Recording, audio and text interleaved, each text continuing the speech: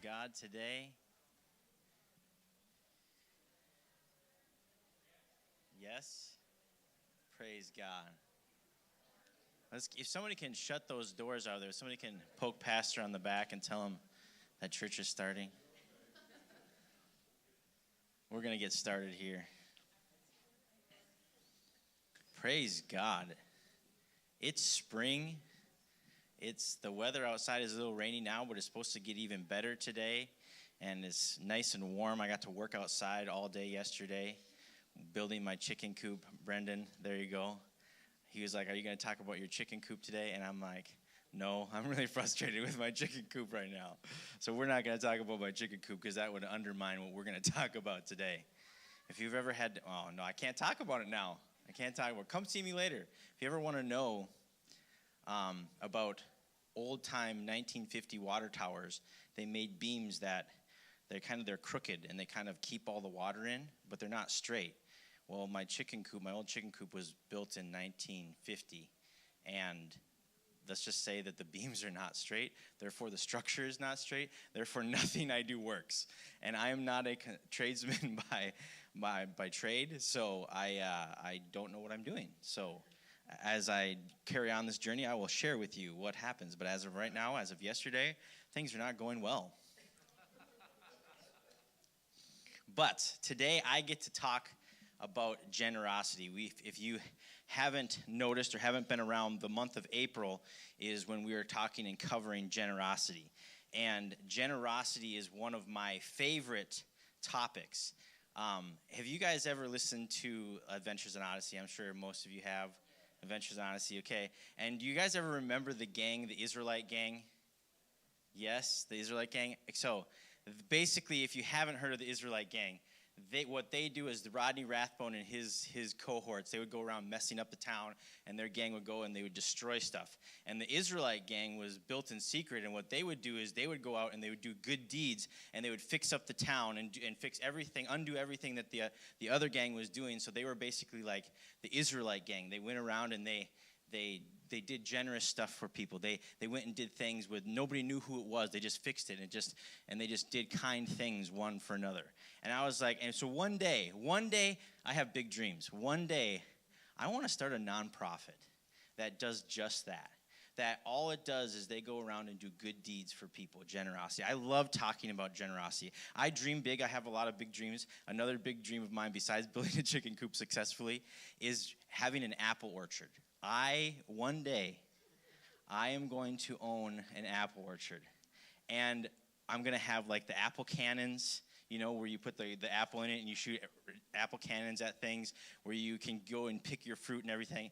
And one day, if the Lord allows me to, I want to have that, and I want like churches to be able to come free of charge and just be able to have fun on the apple orchard in the middle of nowhere and just experience some generosity and the way that God designed it to be.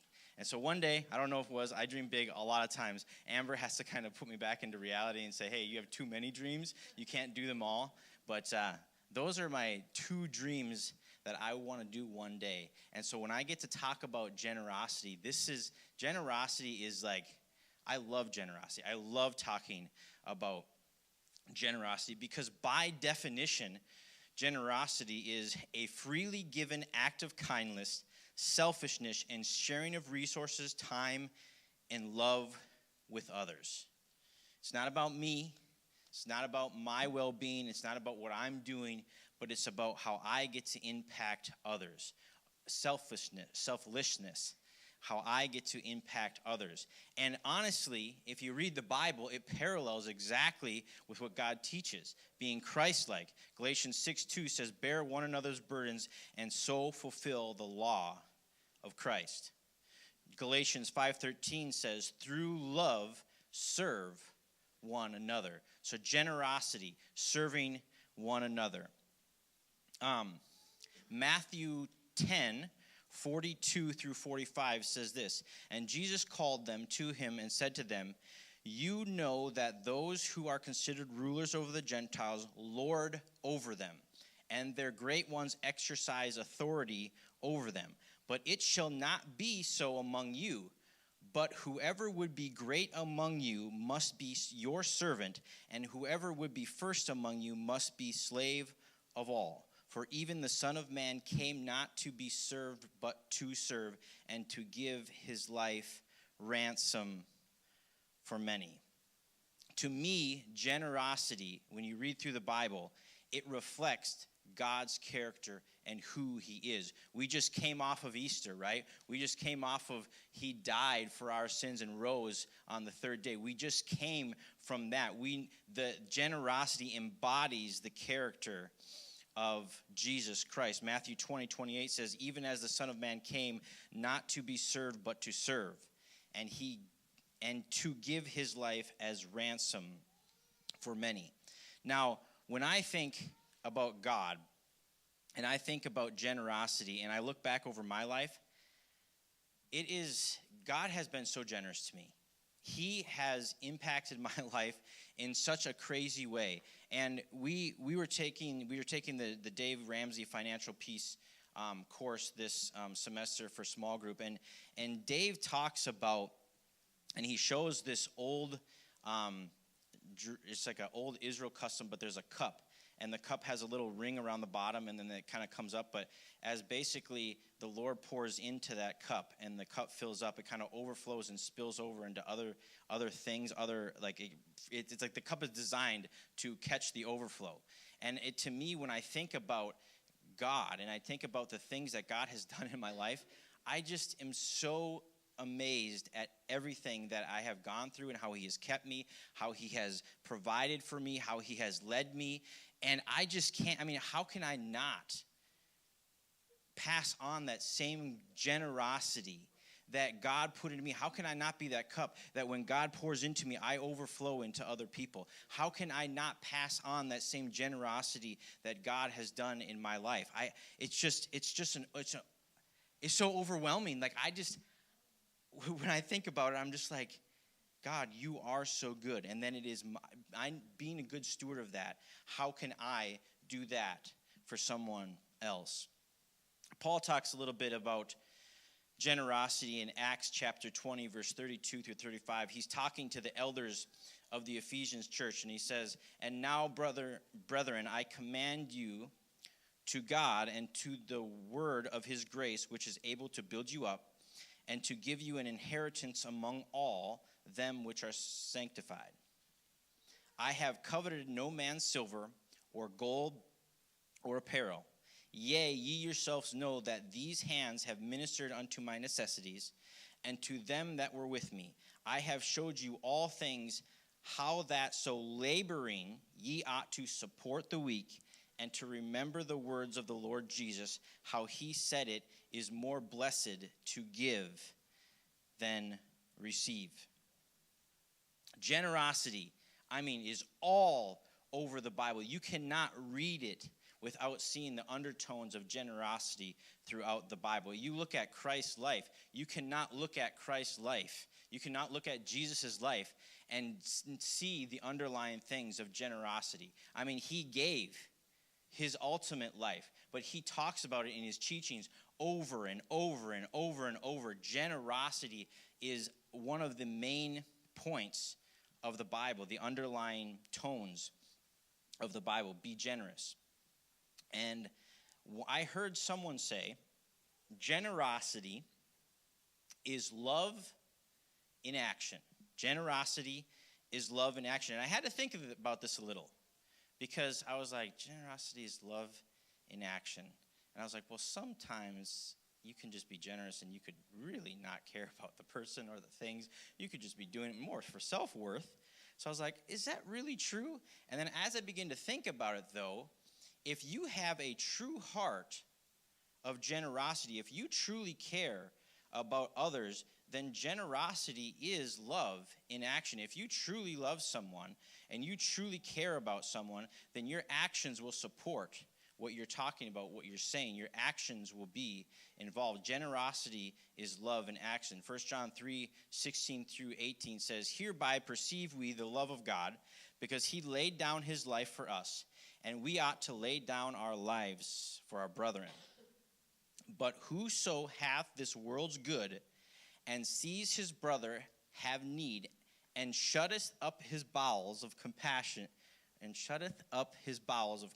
for him, have dwelleth the love of God in him? Question mark.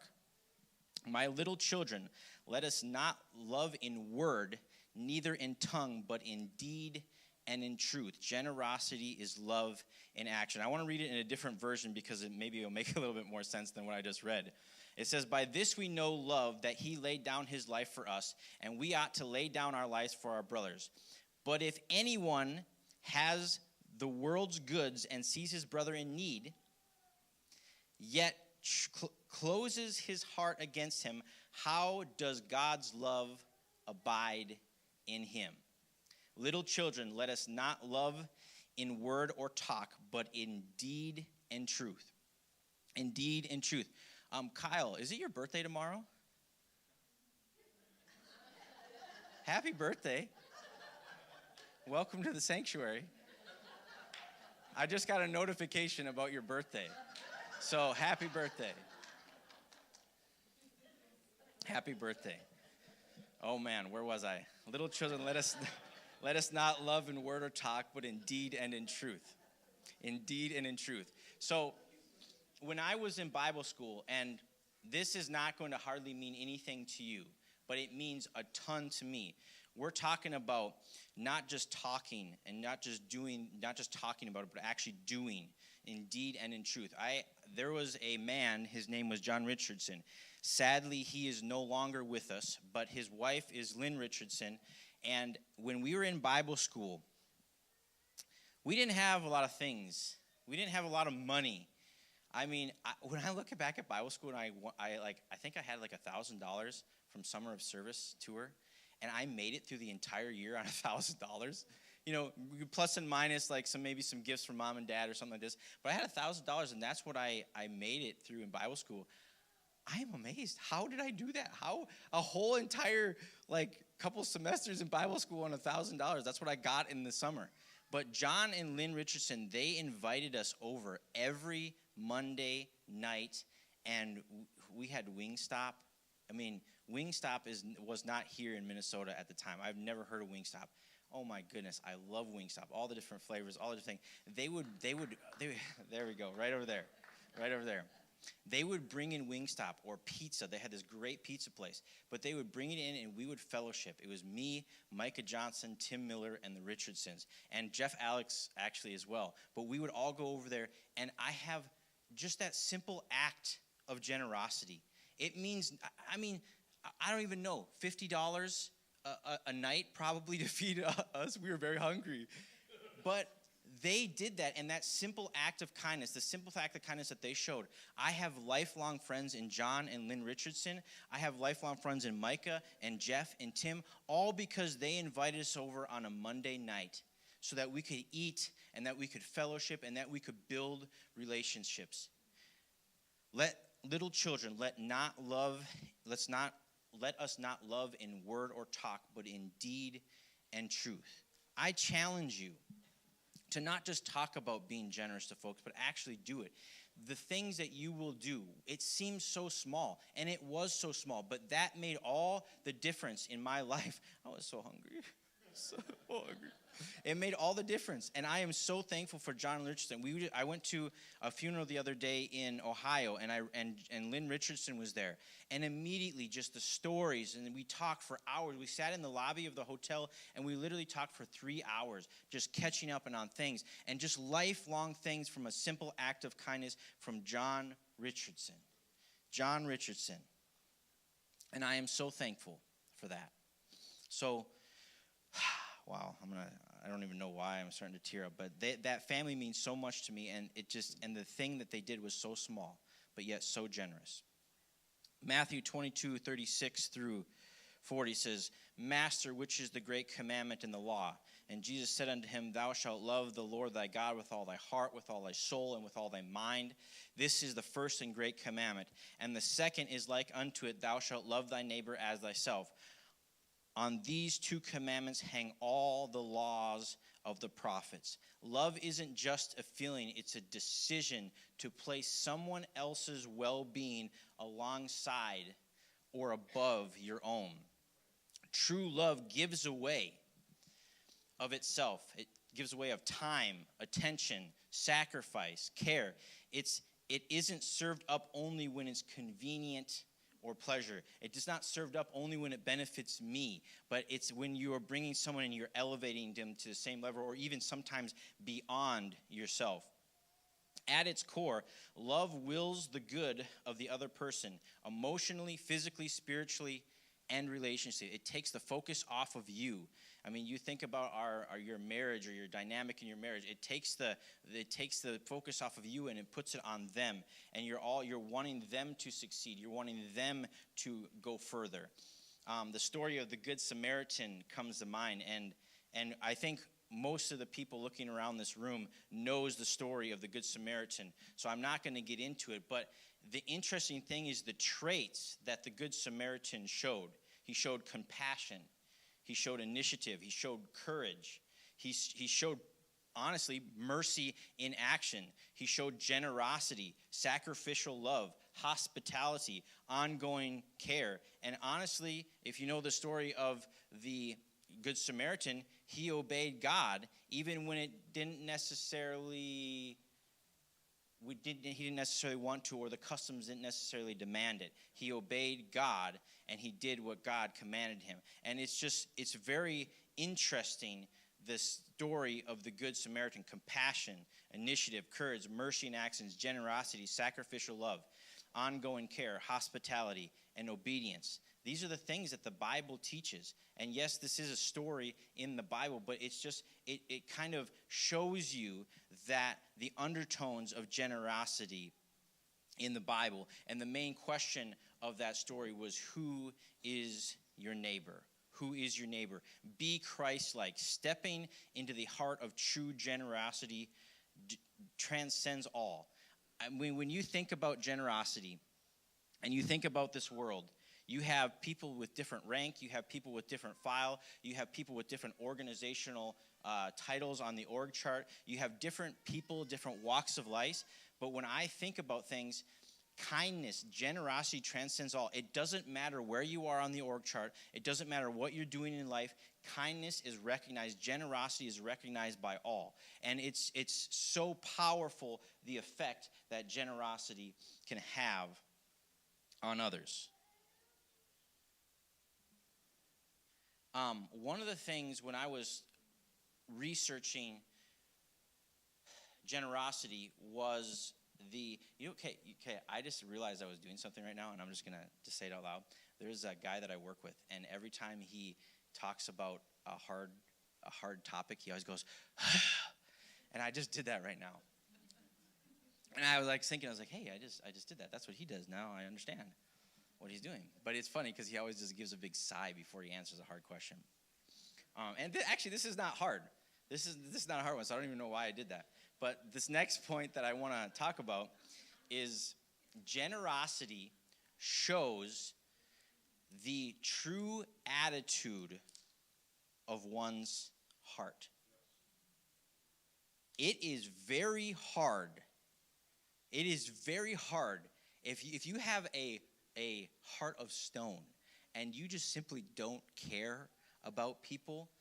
It is very, very hard to see the love of Christ in someone like that. It is very hard to see Christ in someone like that. But when you find someone's attitude that is generous, I look at those people and I see characteristics that Jesus showed. When somebody has a soft and tender heart and cares about others, who does that remind you of? Jesus, our Savior. And when you see somebody that's practicing generosity, practicing being Christ-like, practicing these things, normally, most often, you will see someone who has a parallel to their walk with God, parallel to being Christ-like. It reflects what's in your heart. You cannot be generous. You cannot give to others if your heart is stony. You just can't. I mean, you could do it. You could put up a facade for a long time. You could put on a front for a long time. But when you see the true characteristics of self, at some point, if they do not have a heart of generosity and they care more about themselves than others, you are going to see that in their life. But when somebody has a heart of generosity, when somebody has a heart of giving, when somebody has a heart of serving, that you will be able to see that in their heart and their walk with God as well. Show me someone who practices generosity, and to me you will find a parallel to somebody who is Christ-like and showing the love of Christ to others. Now, I just talked about it. What is generosity not? Amber, what is generosity not? Selfish. Generosity is not being selfish. That is a hard thing for us American minds to comprehend, because we go to work, we earn our money, we spend it on the things that we want, we buy our four-wheelers, and we hold on to them tight. But that's our culture. Our culture is to be selfish. Like, hey, I've earned this. I've done this. This is me. But the Bible is just debunks that whole thing. It says, hey, it doesn't matter what you got. Our purpose is to get people to heaven. And how are we going to do it? By serving others, by being Christ-like, by loving one another, by being generosity. When I was studying this generosity thing, for some reason I thought it was gratitude. And I just interchanged it in my mind, and I didn't even realize I was doing it. And I was talking about gratitude, and Amber's like, generosity is not gratitude. She's like, that's not even the same thing. And I'm like, but it is. I'm like, oh, yeah, you're right. It's generosity that I'm talking about, not gratitude. And I knew that I was talking about generosity, but I just had those words flopped up in my mind. But generosity is not focused on ourselves. It's focused on others. And that's the whole part of the Bible, is to serve one another, to get to heaven together, to love one another. Generosity. That's what we're talking about today. Two people that you might know well, Albert Einstein and Anne Frank. Albert Einstein says this quote, "Only a life lived for others is a life worthwhile." Only a life lived for others is a life worthwhile. Albert Einstein. Honestly, to me, this is the only way to live. When you're focused on yourself and you're focused on your own thing, that's all you got is yourself. That's all. That's the breadth of it. But when you are focused on others, everything comes full circle, and everybody works together, and it's fun to live a life of generosity. You guys have heard of Anne Frank, I'm sure, but she was the Jewish girl that hid behind her father's office during the Holocaust, and she wrote a diary while they were hiding in the Holocaust behind her father's office. And she makes this quote. I mean, it's you should didn't we go to the Anne Frank Museum when we were in somewhere? Amsterdam? It couldn't have been in Amsterdam. I wasn't in Amsterdam. I wouldn't. I mean, I've been to Amsterdam before, but I doubt it. Yes. Okay. So I've been there. All right. So I wasn't making this up. I'm not making this up. So because like I said, this is very real in my mind. I've seen this. I just don't remember. I just figured it had to be with me and Amber. So I guess not. Wow, that is crazy. Yes, I really remember that now. Wow. I have been to Amsterdam. We went and visited you guys. Wow. Okay. She makes this quote. I said the whole thing because she makes this quote. "No one has ever become poor by giving." Even in her, I mean, you read her diary, and even in her, in the struggles, in the persecution and the hardship, she put an emphasis on generosity. No one has ever become poor by giving. Now, Brother Lawrence started off this month talking about time, treasure, and talent, and he laid a great foundation for where we're going. Brendan, thank you, Brendan, for 2 weeks ago. He did a masterpiece of talking about investing in, and what are you investing in. And now you guys get me. I get to talk about generosity. What does Eric have to offer about generosity? So what is Eric going to do at the helm of this ship today? Well, I am a stats guy. I like numbers. Money makes sense to me. Interest makes sense to me. Compound interest makes sense to me. So I want to, it's like right in my wheelhouse. So what I'm going to do is I'm going to talk about money, and then we're going to talk about generously giving our money a little bit later. But I want to talk about money. Did you know that in the Bible, now these are not exact numbers. So ChatGPT AI is very good at crunching numbers. It's very good. That's what algorithms are good for. They're very good. They are not always accurate. So I say this with a variance of plus or minus 100, 200, okay? So just note this. But money and possessions are talked about around 2,300 times in the Bible. So I'm like, this is sweet. I get to talk about money today. Because love is only talked about 684 times. Faith, 270 times. Remember, plus or minus 300. Sacrifice, 218 times. And to serve, 209 times. But you can just see the contrast of money and possessions is talked about by Jesus a lot in the Bible. And he talks a lot how to be generous with money. Now, first off, I want to just set a baseline, because when we talk about money, I want to just set, and wealth, I want to set a baseline, because honestly, when you talk about money and you focus on money and you focus on wealth and you focus on riches, there can be a huge trap there, a huge trap. The Bible teaches so many things about the dangers of focusing on wealth and riches and possessions. But I want to talk about it, but before I do that, I want to lay a foundation. So 1 Timothy 6, starting at verse 6, it says, "But godliness with contentment is great gain." First off, he's talking about be content with what you have. Everyone say content. "For we brought nothing into this world, and it is certain we can carry nothing out." If we focus on things, if we focus on stuff, if we focus on possessions, we are focusing on the wrong things, because you're not even going to be able to take that with you. Verse 8 says, "And having food and raiment, let us be therewith content." Be content with what you have. He's talking about a theme. You can see the theme of contentment. Number 9, "But they that will be rich fall into temptation and a snare, and into many foolish and hurtful lusts, which drown men in destruction and perdition." This is a real thing. You can get caught up and you can get caught off guard, and your heart can get caught off by riches and wealth and chasing those things. And from this comes the famous verse in verse 10, "For the love of money is the root of all evil, which while some covet after, they have erred from the faith and pierced themselves through with many sorrows." Ugh, doesn't sound so good. So I just want to underscore that when we talk about money in a few minutes, and as I go over this, it's important to keep in mind what Paul is saying in the forefront of your mind. I don't want you to get the wrong sentiment of what I'm going to talk about. The love of money is the root of all evil. And verse 11 says, "But thou, O man of God, flee these things, and follow after righteousness, godliness, faith, love, patience, and meekness." And when you truly think about it, those are the things that are going to last. Those are the things that are going to make an impactful life. Wealth is just fleeting. You will have it, and you're going to die, and it's got to go somewhere else. It's not going to come back to you. It's not going to stay with you.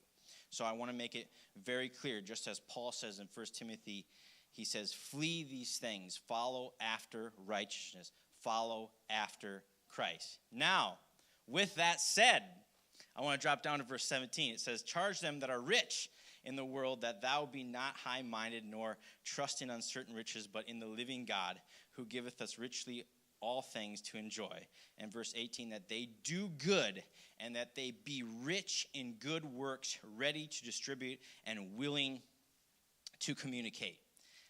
The love of money is the root of all evil. We know this. We talked about that. But I'm going to give a plug here for Financial Peace. We just did Financial Peace, and we did it this year, and God willing, Pastor, if we get to do it again, I would love to do it again. It is amazing what Financial Peace can do. But when you can be financially stable and have financial peace without letting it rule your mind and your soul and your heart, it is amazing what God can do through that. We are going to talk about generosity in a second, and we are going to talk about being generous in our finances. And I'm running out of time, actually. But I want you guys to do this for me, because this is amazing. I want you guys to pull out your phones. Everyone get out your phones. And when you get out your phones, I want you to search Compound Interest Calculator Nerd Wallet. Okay? I told you, this is me. This is what you get when you have Eric speak and I on generosity. So, anybody have it up? Anybody clicked on the website? Has got it up? Somebody? Amber? Okay, Amber, of course you would. All right, so what does the first box say? Initial deposit. So we're going to start out this person's initial deposit at $0. The next box, years of growth. So I know most of you are past this. We're not 20 anymore.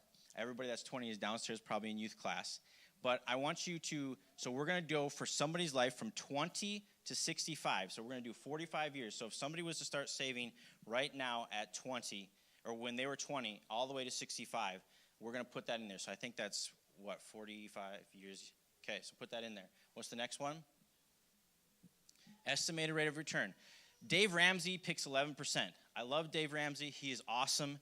I'm going to do it a little lower just to show you that that even in the current markets and with current stats and probability, I want you to put 9% in there. So we're going to get a 9% rate of return. And you guys can do this. I encourage you to do this because financial peace, honestly, is amazing. So put 9% in there. What's the next box? Compound interest. And we're going to do it annually. So we're going to do this annually. We're getting a 9% rate of return every year. Obviously, the start market fluctuates, but we're going to pick a year. Next box. Contributions. I want Amber to put in there $100, and I want you to tell me two things, Amber. I want to tell you, over the course of 45 years, how much did I put in there, and how much did it grow? What's the difference, or like what is your final total? Your initial was 0. I mean, I just say we're starting out at $0 at 20. Hopefully, I mean, that's about right when I graduated college. What did it say, Amber? Please don't fail me.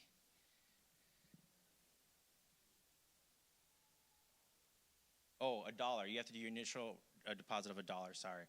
Okay, tell me yours. Well, this is a terrible thing. A 1, yes. Is it calculated now? Maybe I should have done it. 656,000? $668,000 that you'll have at retirement if you put $100 a month from your 20 to 45. That's basically what I was trying to do. Up that to 150. Just do 150. What does that change your balance at? 985,000. Now do it $200 a month. $200 a month from when you're 20 to 45. What's your ending balance? $1.3 million. We talked about chasing riches. We talked about chasing wealth. I love Dave Ramsey because he talks about doing the little things day in, day out, being consistent. And when you use those traits in your life, when you talk about financial peace and you're not all about trying to invest in the next thing, trying to get the next thing, trying to do the next thing, when you are just consistent with God's money that he gave you and you begin to put away for your financial future and you do it consistently, those traits, they're not the traits of somebody who is trying to chase after wealth, trying to chase after thing. It's a discipline. It's a thing that you can do day after day. Now, we're all past 20, so maybe when you guys get home, you can talk to your teenager about doing this because $1.3 million is a lot of money, and it's only $200 a month. That's it for 45 years. You have to have a long game in your mind. You have to have a long-term goals in your mind. But here's the crazy thing. When you have financial peace, when you're able to have financial peace and you are doing the little things, you are saving up for your future.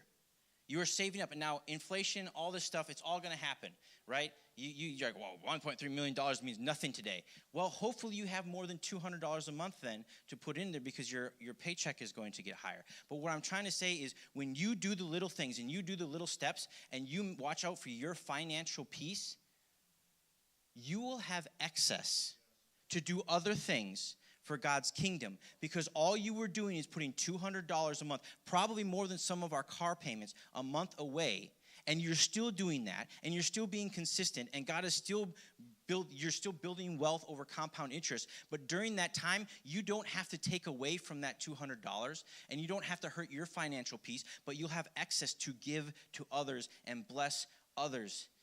And it's just amazing how the thing works. And the Dave Ramsey approach does not teach us to go after wealth, to get money just to have money, just to have a $1.3 million. The whole thing that Dave is talking about is exactly what the Bible is talking about, to be outrageously generous to others. Have financial peace in your own home and your own things so that you can have money to do crazy, outrageously crazy things for others, to be generous to others. I love talking about these things. I love having big dreams. I love these things. And that's why I'm also glad that I married Amber, because if I ever want to have an apple orchard that I can do these outrageously generous things to, if I ever want to have this Good Samaritan or the Israelites nonprofit, Amber goes, well, how are you going to get there? What are you going to do? Should you start saving now? Probably. She's like, this is what you got to do. And so it's awesome. Financial peace unlocks the doors for outrageously crazy giving. And honestly, $200 a month from when you were 20, now that changes a lot. If I took you then and went to 40, I'm 30, going to be 39 in June. If you take that, if you take $200 and you probably, you're only getting, so you cut off 20 years, it's not 1.3 million. And you would think it's like, well, it would be half or almost half of it, right? Because you're taking off 20 years or whatever. It's dramatically less because you're building wealth over time. You're building your finances over time. So anyways, I don't want you guys to get the wrong sentiment there. We are not chasing wealth. That's not what we're doing. But I am a stats guy, and I like to think of this, but we can do simple things now to set ourselves up through. Play with that compound interest calculator. It's so fun to play with. Sometimes at work, I'll just get on there and play with it and be like, hey, what happens if I do this? What happens if I do that? I'm a stats guy. But honestly, consistent giving, consistent putting away will have financial peace, and financial peace will lead to outrageously being able to give to others in the financial sense. Now, we know, reading the Bible, that there is more than just money. It's more than just finances. There is so many other ways to give. Brother Lawrence talked about time, your talents. There's so many more ways to give.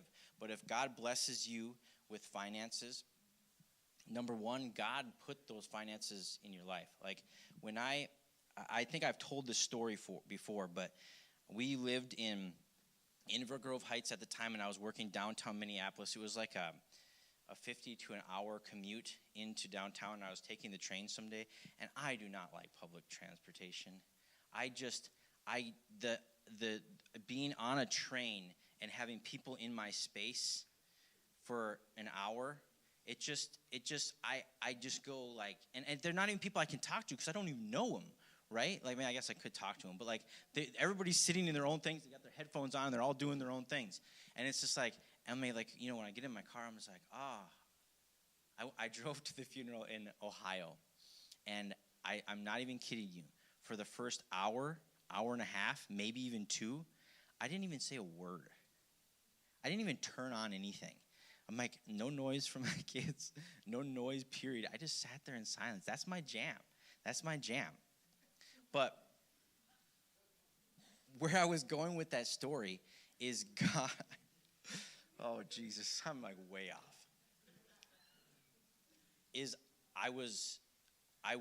I wanted to get a job closer to home, and I'd always drive by this building called Thomson Reuters. And I was like, God, that would be really cool if I could get a job there. And every morning, I would drive by there in carpool to Minneapolis. I would say, one day, I am going to work there. And I just began to pray that God would give me a job there. And honestly, looking back at the requirements for working there, I do not qualify to work at Thomson Reuters. Please don't send this to my employer. I don't qualify to work there. And it was a miracle that God gave me that job. And it isn't a miracle like that God has put a path in my place to where I'm at now. Me, little Eric, just me. God had done, he did a miracle in my life. And when I look at the blessings of God and I look at what God has given me, I have to understand that he gave them to me. He put me here. He allowed me to have these things. And it is my obligation to make sure I take what he has given me and make sure I do that for others. It is my obligation. That's how I feel. When I read the Bible, that's how I feel about reading the Bible. When I look through the Bible and I look through serving folks and being generous to folks, the things that God has done for me is just so amazing. And may I remind you, in Philippians 4:19, it says, "But my God shall supply all your need according to his riches in glory by Christ Jesus." And Psalms 37:25-26 says, "I have been young, and now I am old, yet I have not seen the righteous forsaken, nor his seed begging for bread. He is our merciful. He is ever merciful and lendeth, and his seed is blessed." Now I have a whole story about Boaz and Ruth and showing how finances in action in the Bible of how Boaz gave to Ruth, but I do not have time to cover that today. And I also had an analogy where I was going to ask Josh and Brandon to come up here because we just got done pushing over logs together. And I was going to do an analogy, but I think for the sake of time, and it's a good story. If you read Boaz and you read Ruth and you see what Boaz did for Ruth, I mean, he really gained nothing. Like, Boaz gained nothing by what he did for Ruth. He basically, so there's this kinship redeemer thingy. What? Kinsman redeemer. See, I knew this guy would know. But what he does is basically Ruth comes to him and says, "Hey, I'm coming to you, and please be my kinsmanship, my redeemer." Basically, my line, if you, because she didn't have anybody. Ruth didn't have any lineage. She didn't have any sons. She didn't have anything. So there's a thing in the Bible that if you don't have that, your next closest relative can go buy your land for you and continue your lineage. And so she was basically asking Boaz to go do this for her. And Boaz did. But there was one more person in line to gain her land first that could do this for her. But Boaz went to that person, asked if he wanted to do it, and he said no, and he kindly let Boaz do it.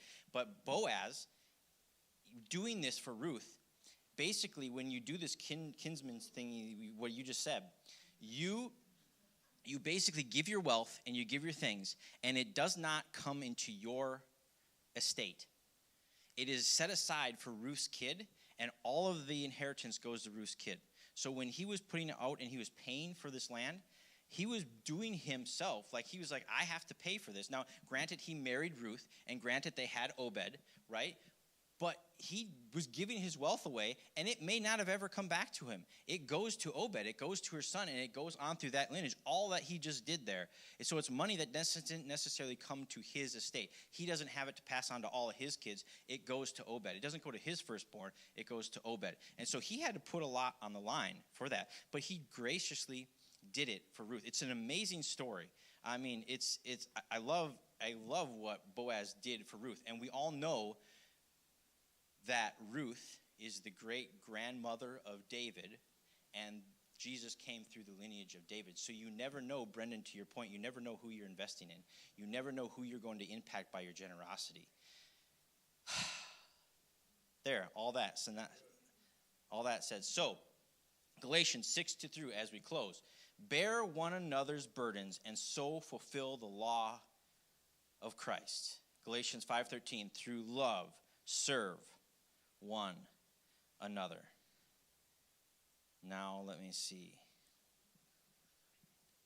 Now, if you also know me, I am a very practical person. I like life lessons. I like things that help me in the day-to-day life. So I want to challenge you this week. I want to challenge you guys this week. I want to challenge us to be generous. And here's what I want you to do. I want you to think of one or two people in your life. But what I also want you to do is I want you to make a reminder for yourself. We want to be doers of the word, okay? So find one or two people, put it in your calendar, make sure you don't forget, but be generous to somebody this week. Show the love of Christ through somebody. It could be time, it could be talent, it could be money. But generosity is undertoned through the Bible in so many different ways. So I challenge you this week. Be generous with somebody this week. Bear one another's burdens and so fulfill the law of Christ. Praise God. Let's stand. You are dismissed in Jesus' name. We will be back here at 10:30 ready to rock and roll. I mean, to worship the Lord.